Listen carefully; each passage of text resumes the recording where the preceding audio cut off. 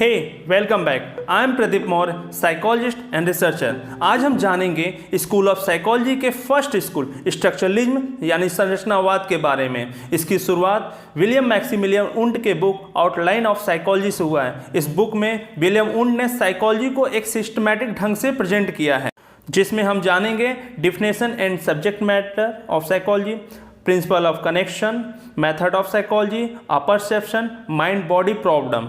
Definition की बात करें तो according to William Wundt, psychology is the science of experience, यानी विलियम उंट के अनुसार मनोविज्ञान अनुभव का विज्ञान है।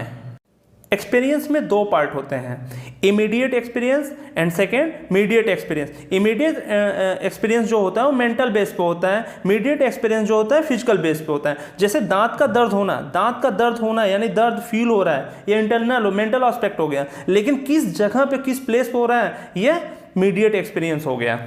इमीडिएट एक्सपीरियंस को उंट ने कॉन्शियस एक्सपीरियंस का नाम दिया है, जो दो साइकोलॉजिकल एलिमेंट से बने होते हैं, first sensation, second feeling. Sensation को उन्होंने कॉन्शियस का ऑब्जेक्टिव एलिमेंट माना, व फीलिंग को कॉन्शियस का सब्जेक्टिव एलिमेंट माना। अकॉर्डिंग टू विलियम उंट, ज्ञानेंद्रियों के कार्य संपन्न होने पर व्यक्ति को सेंसेशन होता है। जब सेंसेशन आपस में एकजुट होकर मिल जाते हैं तो इसे इमेज कहा जाता है। और फीलिंग एलिमेंट किसी एक सेंस ऑर्गन से उत्पन्न नहीं होता है। विलियम उंट ने फीलिंग के 3 डायमेंशन बताए, first excitement calm, tension relaxation and third pleasure displeasure. इसे विलियम उंट ने tri dimensional theory of feeling का नाम दिए हैं। According to William Wundt, sensation और फीलिंग में दो तरह की विशेषताएं होती हैं, first quality and second intensity. William Wundt के अनुसार सेंसेशन और फीलिंग के एलिमेंट आसानी से एक कंपाउंड बनाकर एक संगठित हो जाते हैं, ऑर्गेनाइज हो जाते हैं, जिसे मेंटल कंपाउंड भी कहा गया है। फॉर एग्जाम्पल, फूल को देखकर उसके कलर और रंग, गंध यानी कि उसकी क्वालिटी, इंटेंसिटी यानी कि क्वालिटी क्या हो गया गंध, और इंटेंसिटी उसकी कलर, इस तरीके से देखकर हम बता सकते हैं, फूल के बारे में एक्सप्लेन कर सकते हैं। अब बात करते हैं प्रिंसिपल ऑफ कनेक्शन के बारे में। विलियम उंट ने अपने एक्सपेरिमेंट स्टडी के आधार पर स्पष्ट कर दिया कि कॉन्शियस एलिमेंट एसोसिएशनिज्म के माध्यम से एक साथ संयोजित होते हैं। इसी के आधार पर विलियम उंट ने principle of creative synthesis law के बारे में बतलाया है। Next topic, of psychology. William Wundt ने बताया कि कॉन्शियस एक्सपेरिमेंट की study experimentation and introspection method से किया जा सकता है। इंट्रोस्पेक्शन से मतलब सेल्फ ऑब्जर्वेशन मेथड द्वारा। विलियम उंट ने स्पष्ट किया कि इंट्रोस्पेक्शन से तात्पर्य सेल्फ ऑब्जर्वेशन से नहीं, बल्कि एक ऐसे कंट्रोल्ड ऑब्जर्वेशन से था जो एक्सपेरिमेंट स्टेज में किए जाते हैं। परसेप्शन की बात करें तो विलियम उंट का मानना था कि जब चेतना में किसी विशेष एलिमेंट पर फोकस होता है तो उसे अपरसेप्शन कहा जाता है। अगर नॉर्मल लैंग्वेज में समझे तो अपरसेप्शन मतलब आत्मबोध या अटेंशन भी कहा जाता है। अपरसेप्शन जैसे कि स्टिमुलेशन, परसेप्शन, अपरसेप्शन, विल। अब माइंड बॉडी प्रॉब्लम की बात करें तो विलियम उंट के अकॉर्डिंग माइंड और बॉडी एक दूसरे के साथ साथ होते हैं, परंतु उनमें आपस में इंटरेक्शन नहीं होता है। इस संज्ञा को उन्होंने साइकोलॉजिकल पैरेललिज्म का नाम दिया है। इस प्रकार विलियम उंट के मनोविज्ञान का मुख्य उद्देश्य चेतन अनुभूति, कॉन्शियस एक्सपीरियंस की संरचना, स्ट्रक्चर एलिमेंट का खोज करना था। उनके इस साइकोलॉजी को कंटेंट साइकोलॉजी व अस्तित्ववाद भी कहा जाता है। फाइनली विलियम उंट के ही बाद, मतलब इस अस्तित्ववाद संरचना के बाद, उनके ही शिष्य, उनके ही स्टूडेंट ईबी टिश्नर ने विलियम उंट के विचारों को थोड़ा अपने अनुसार चेंज करके कर्नल यूनिवर्सिटी में संरचनावाद यानी स्ट्रक्चरलिज्म का स्थापना की है। यहाँ पर एक बात स्पष्ट कर देना चाहते हैं कि संरचनावाद के जनक विलियम उंट थे, और इस संरचनावाद का नामकरण विलियम उंट के स्टूडेंट ईबी टिश्नर ने दिया, यानी कि संरचनावाद, स्ट्रक्चरलिज्म का नाम ईबी टिश्नर ने सबसे पहले लिया।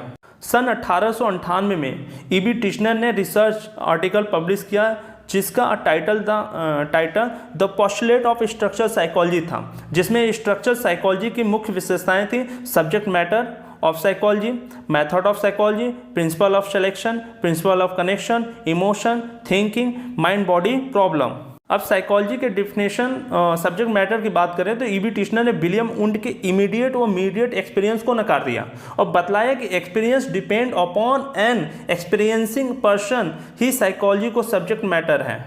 मतलब कि अनुभव करने वाले व्यक्ति पर आधारित अनुभूति या एक्सपीरियंस ही साइकोलॉजी का सब्जेक्ट मैटर है। टिश्नर ने माइंड व कॉन्शियसनेस के बीच में अंतर बतलाते हुए बताया है कि जन्म से मृत्यु तक व्यक्ति की अनुभूति का कुल योग को मन कहते हैं और किसी दिए हुए समय में व्यक्ति की अनुभूतियों के कुल योग को कॉन्शियसनेस चेतन कहते हैं। विलियम वुंड के ही समान टिश्नर ने भी कॉन्शियस एलिमेंट का जिक्र किया है। कॉन्शियस एलिमेंट में 3 प्रकार के एलिमेंट होते हैं, सेंसेशन, इमेज, फीलिंग और अफेक्शन। टिश्नर ने सेंसेशन को परसेप्शन का एक एलिमेंट माना है। आउटलाइन ऑफ साइकोलॉजी में टिश्नर ने सेंसेशन के 42,415 टाइप्स का वर्णन किए हैं। इमेज आइडिया के एलिमेंट्स होते हैं। टिश्नर के अनुसार उन पैटर्न का प्रेजेंटेशन होता है जो रियल में हमारे सामने नहीं होता है, वो पैटर्न या इमेज सिर्फ हमारे आइडिया में होता है। एक्सपीरियंस एलिमेंट की विशेषताएं विलियम वुंड ने 2 प्रकार के बतलाए थे, लेकिन ए बी टिश्नर ने उनमें 2 और विशेषताएं जोड़ दी हैं जो इस प्रकार हैं, quality, intensity, clarity and duration. अब बात करते हैं मेथड ऑफ साइकोलॉजी के बारे में। विलियम वुंड के ही समान ही ए बी टिश्नर ने भी इंट्रोस्पेक्शन एंड एक्सपेरिमेंटेशन को साइकोलॉजी ऑफ स्टडी मेथड माना है। प्रिंसिपल ऑफ सिलेक्शन की बात करें तो ई बी टिश्नर ने इस समस्या पर ध्यान देने की कोशिश की है कि व्यक्ति क्यों कुछ स्टिमुलस का चेतन में चयन यानी सिलेक्शन इन कॉन्शियस कर लेता है।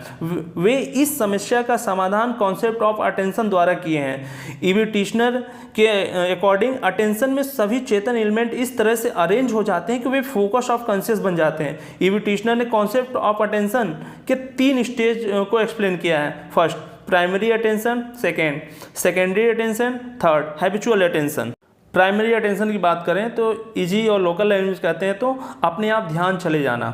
प्राइमरी अटेंशन में सेंसेशन एक्सपीरियंस की कुछ विशेषताएं होती हैं, जैसे क्वालिटी एंड इंटेंसिटी के आधार पर व्यक्ति किसी वस्तु या घटना की ओर ध्यान देता है और पाया गया है कि अचानक आवाज़ होने या रोशनी लाइट की तीव्र चमक होने पर व्यक्ति का ध्यान उसके बिना इच्छा के ही चला जाता है। सेकेंडरी अटेंशन से तात्पर्य व्यक्ति के कॉन्शियस एलिमेंट्स पर किसी निश्चित उद्देश्य के साथ ध्यान केंद्रित करने से होता है। हैबिचुअल अटेंशन से तात्पर्य व्यक्ति समान परिस्थिति के दोहराए जाने के कारण या समान परिस्थिति में कुछ सीखी गई आदतों के कारण ध्यान दे पाता है, यानी एक बार बार वो लर्निंग करता है। इसके अकॉर्डिंग टिश्नर ने इन 3 स्टेज को कॉन्टिन्यूअस माना है क्योंकि व्यक्ति का मुख्य उद्देश्य अंतिम अवस्थाओं में पहुंचना होता है, क्योंकि इस अवस्था में कम से कम प्रयास में व्यक्ति का ध्यान चेतन अनुभूति पर फोकस रहता है।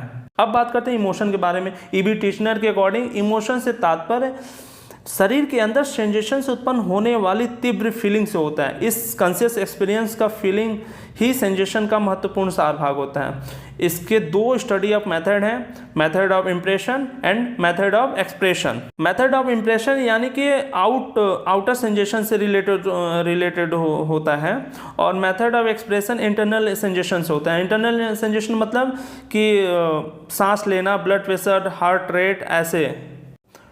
थिंकिंग के बारे में टिश्नर ने बताया कि चिंतन में सेंसेशन एंड इमेज एक्सेट्रा के एलिमेंट पाए जाते हैं। माइंड बॉडी प्रॉब्लम के बारे में भी टिश्नर ने बताया है कि माइंड बॉडी को टिश्नर ने विलियम वुंड के साइकोलॉजिकल पैरेललिज्म को एक्सेप्ट किया है। मानसिक क्रियाएं शारीरिक क्रियाएं से अलग होती हैं, इन दोनों के बीच में कोई इंटरेक्शन नहीं होता है, यानी साइकोलॉजिकल पैरेललिज्म होता है। फाइनली संरचनावाद की मुख्य विशेषता यह था कि यह साइकोलॉजी के क्या, क्यों, कैसे, व्हाट, व्हाई, हाउ के कॉन्सेप्ट के पहलुओं पर मुख्य रूप से बल डालता है।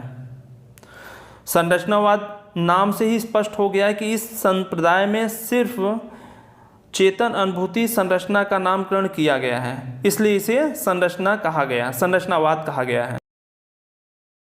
साइकोलॉजी से रिलेटेड और भी जानकारी के लिए कमेंट करें और हमारे चैनल इनसाइट पी को सब्सक्राइब करें, बिकॉज आपको नेक्स्ट वीडियो मिलता रहे। And thank you.